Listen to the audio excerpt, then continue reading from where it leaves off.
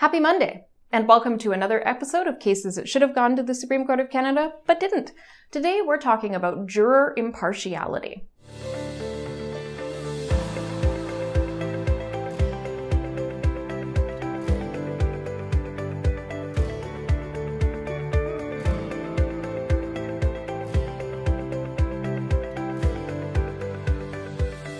Cases that should have gone to the Supreme Court of Canada, but didn't. Dwayne Gordon was charged with an offense, and the Crown's case was largely circumstantial. It turned significantly on a video alleged to be of Mr. Gordon, who was in the area where the crime had taken place, at one point wearing a red backpack, and at one point not wearing the backpack. Mr. Gordon had a jury trial, and during deliberations, one of the jurors passed a note back to the court indicating that they were colorblind and unable to tell the color differences in the video. This was a significant focus of contention at trial. Mr. Gordon argued that the juror should be excused and he should have a new trial, finding that his original trial was not fair on the basis of the juror's colorblindness. The court called the juror into court, questioned the juror, and essentially relied on the juror's own statements that he could be impartial about the evidence and that he could make a fair and reasoned decision as a basis not to excuse the juror and to continue with the deliberations. Ultimately, Mr. Gordon was convicted. He sought leave to appeal to the Supreme Court of Canada after his appeal was unsuccessful, and the court denied leave. And this case does raise very important issues, especially because now in Canada we have a new procedure for juror selection taking place.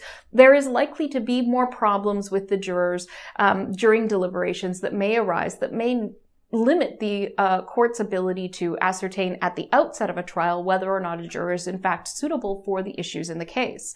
And for the Supreme Court of Canada not to recognize the way that Mr. Gordon's particular circumstances in his case relate to larger issues of limits on the ability to question jurors in jury selection in criminal trials, and placing significant reliance on a person's ability to state that they've been impartial when they've perhaps already given an indication about something that they're maybe more partial or incapable of being impartial about, is a significant concern. The Supreme Court of Canada should have seen the relationship between new legislation and the procedure that was followed in this case, and at least entertained giving leave to the case for the purposes of giving comments so that judges can be informed in the future, because again, situations like this are likely to arise again in the future, and judges should be equipped to handle them. The Supreme Court of Canada very rarely deals with cases where there are problems that arise with juror members during deliberations, and so this is another opportunity for them to clarify procedures that judges should follow in situations like this and make the law very clear and easy to follow to prevent what is the most important thing to prevent in our criminal justice system: wrongful conviction. Unfortunately, it's going to take another case where a juror discloses some sort of an issue during deliberation and where potentially trial fairness is already compromised before the Supreme Court of Canada has the opportunity to hear and clarify these issues. Hopefully those cases come sooner rather than later to protect against that real concern of wrongful conviction. Cases that should have gone to the Supreme Court of Canada, but didn't. Thank you for tuning in to another episode of Cases That Should Have Gone to the Supreme Court of Canada, but didn't. I'm Kyla Lee at Acumen Law Corporation. Thank you to Brazen Bull Creative for putting together these videos. Please like, subscribe, and share with your friends.